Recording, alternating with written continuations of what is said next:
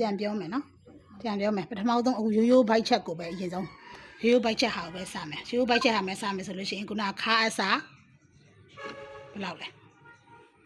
ခါခုနဘယ်လောက်နဲ့စားထားလဲအစားနဲ့စား နည်းနဲ့စားပြီးတော့လေးတိုးတယ်နော်လေးတိုးတယ်တင်အစားကိုကြတော့ဘယ်လောက်နဲ့စားတယ် တင်စားအောင်စားတော့3နဲ့စားတယ်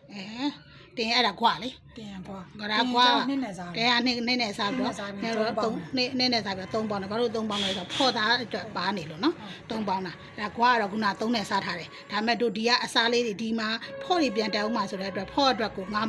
တလက်မစီထပ်တိုးထားတယ်ဆိုတော့2လက်မထပ်တိုးထားတာနော်ဒါဆိုလို့ရှိရင်ဒီမှာကွာရပြီတင်ရပြီခါရပြီအဲ့ဒါကို3ချိုးပြန်ချိုး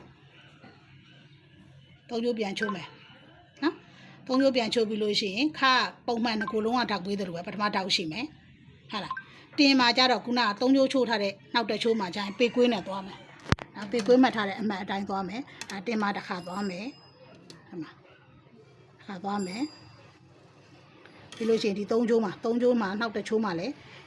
တစ်ခါသွားမယ်နော်။သွားပြီးလို့ရှိရင်သူ့မှာဘာလုပ်ကြအောင်လဲဆိုလို့ရှိရင်ဒီမှာငါးမှုစီစား။ဟိုဘက်ငါးမှုဒီမှာငါဆိုဒါဖြတ်ထုတ်ကြမယ်ဟာပေါ့နော်။ဒီနှစ်ခုကဖြတ်ထုတ်ကြမယ်ဟာဖြတ်ထုတ်ခါမယ်။ဖြတ်ထုတ်မယ်ပြီးလို့ရှိရင်အောက်တောက်ကနှစ်ခုအတိုင်းပဲပေးမယ်။နော်ဒါလေးကဘာလဲဒါလေးကကျတော့ဘေးကတင်းဥစ္စာပေါ့တင်းခလဲအချိုင်ငင်းလေးပေါ့နော်အဲ့လိုမျိုးလေး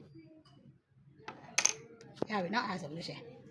ပထမချုပ်တဲ့ဟာနဲ့မကွာဘူးသူ့မှာဘာလို့ဆိုတော့ဖော့တက်တဲ့အတွက်ဖော့အစားတွေကိုထက်ထည့်မယ်ဖော့အစားထက်တယ်ပြီးနောက်တော့အဲ့လိုကျွန်မပြောသလို3တက်ချုပ်မယ်ပေါ့နော်အဲ့3တက်ချုပ်မှ तू ကဘာ